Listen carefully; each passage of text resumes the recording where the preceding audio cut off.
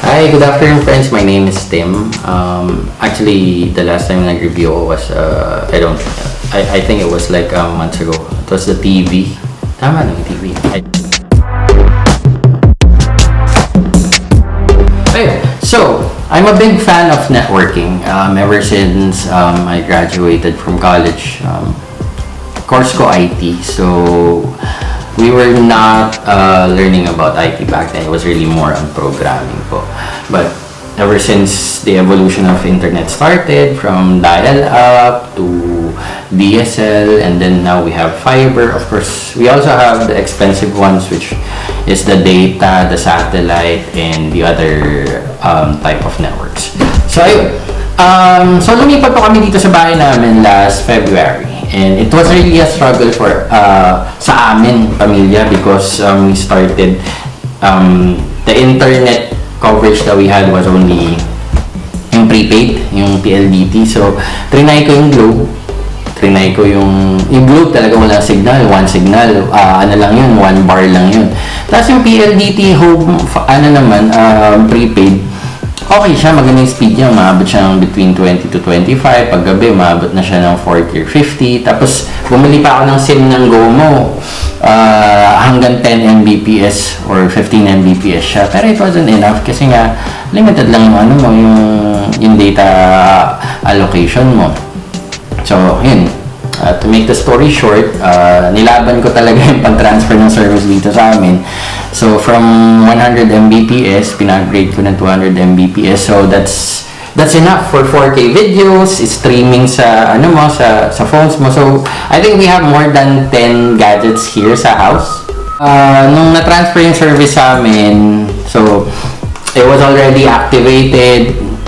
More than 1 month yun yung palitan ng email with customer service, with their head, with NTC. So, when that happened, of course, masaya kami because you'll be able to enjoy your 4K videos at home. Siyempre, may 4K TV ka, and then you have your gaming consoles, and then, siyempre, lalo, very important sa amin ng wife ko because this is where we get our source of income. Since si wife, she has been working for several years now, working from home. And then, I started with my home-based journey probably back in 2016 to 2017. And then, up to now, I'm working from home. And it has been very productive so far because, syempre, ang isipin mo talaga yung welfare family mo, tsaka yung safety nila, tsaka yung lalo security nila since kami lang 4 na nandito sa bahay. So, ayun. So, punta na ako sa aking review. I have 3 routers here. The first router that I bought was back in March. This is the Tenda AC1200. So, there are pros and cons on the different routers that I have. Yung kararating lang a week ago, like several days ago, is another one, the Archer AC20 from TPLink.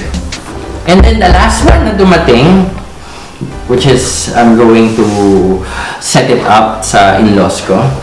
This is the TPLink W R8840N. So N means it's the latest technology for Wi-Fi.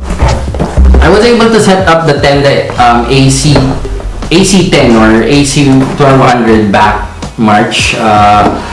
It was really effective kasi when I run the speed sa taas, maabot talaga kami between 220 to 250 Mbps lalo sa umaga. And then at night, since wala naman masyadong gumagamit, by the way, yung plan ko is the time of day sa Converge. So that's 2,899. So I'm promoting it. So sa umaga, 200 Mbps download, and then sa gabi, 100 Mbps. So, wala naman masyadong gumagamit sa gabi. That's why it's 100 Mbps. So, pros and cons with the AC1200 or AC10. Nakaset up siya. Ayun. Yung app niya at saka yung router interface niya are all in Chinese. So, how are you going to resolve it? Right-click mo anywhere in the page kung nasa Chrome ka or Mozilla, and then translate to English. Ang pangit nun is, whenever you click on, hover your mouse to a different feature or you're going to set it up, you need to right click kahit saan para maging English siya. So that was a struggle for me. I downloaded the app of Tenda router. It's all in Chinese. So I needed to translate it again. So yun yung naging con sa akin. So hindi ko na siya masyadong pinakikialaman. Nakalagay lang siya dyan. Yun. Tenda AC10, we never had any hiccups sa connection namin. So, when it comes to speed, stability, and coverage, okay naman. I even tried connecting dun sa extended office namin, extended room, and it was working. Yung speed niya up to 40 to 50 Mbps while I'm using the MacBook Air and my ThinkPad, and even your phone. So yun, the only pros and cons is, the only cons talaga is the Chinese characters that you need to translate it. By the way, this router supports 2.4 gigahertz, 300 Mbps for 2.4 gigahertz, and then for 5 gigahertz, it supports up to 867 Mbps. Sabi nga ng Tenda, when I visited their website, this is already considered a gaming router. If you're streaming games at home, this is the cheapest. By the way, this is only 920 pesos. Nag-sale siya nung, I think it was a 3.3 or 4.4 sale back then. So, ayun. So, on tayo sa next router. So, this is my favorite one because I might be tagging this router. Sabi nga nila, this is one of the fastest and stable routers there. Nung nakita ko yung review niya sa TPLink website, maraming nagre-recommend, mostly in the US and in the European countries. It's very, with the price and the budget, it can cover up to hanggang sa second floor, even in the basement. So, I wanted to try it, but I needed to review talaga yung routers muna bago ako ito i-set up. So, this is the TP-Link Archer 20. So, you have like the 3 antennas. And mahaba siya. Mas mahaba yung antenna niya kesa sa Tenda AC10. The Tenda AC10 has 4 antennas. Meron pa siyang 5th internal antenna dun sa AC10 while this one has only 3. It doesn't mean na kapag maraming antennas niya is mas wide yung coverage niya. No, it doesn't work that way. It really depends on the router stability. I have tried both na. Nung sinaksak ko yung AC10, punta ko to sa extended office, it can download up to 60 to 70 Mbps. So, that's quite fast. The pros for the TP-Link Archer AC20. Ito yung pinagusto ko sa Archer AC20. The pros muna. Pros, 3-in-1 siya. It can be an access point. Access point means you can turn a wired connection to a wireless connection.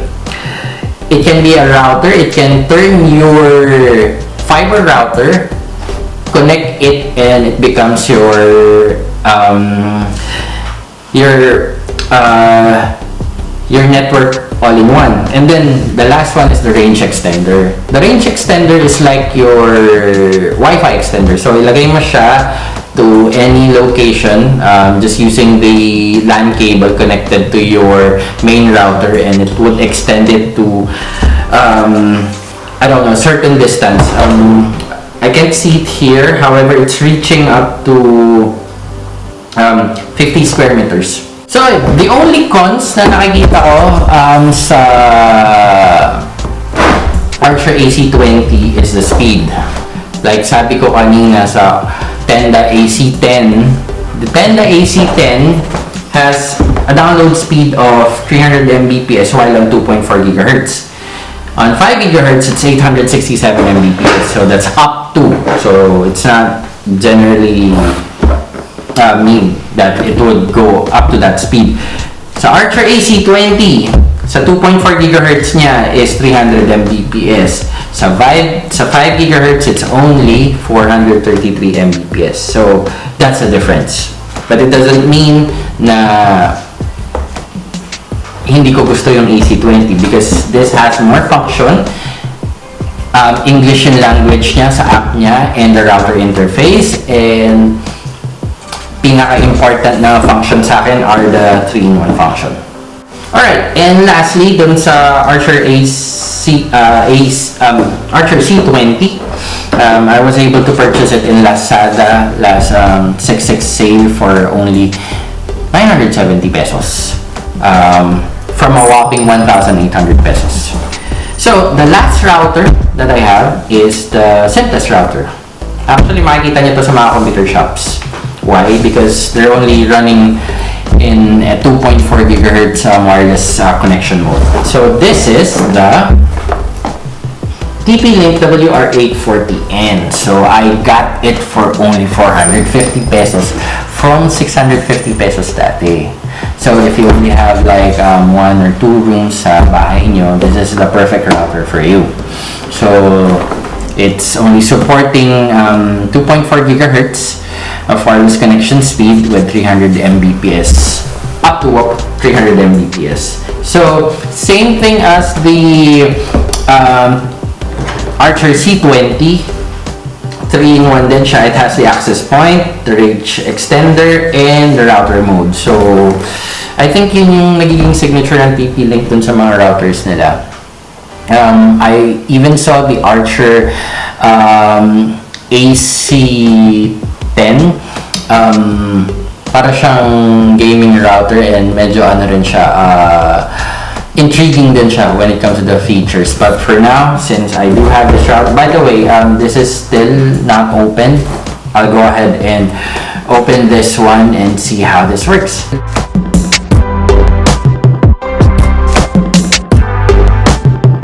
Okay. Thank you so much for watching this video. Hope you learned something from it, and see you next time. Bye.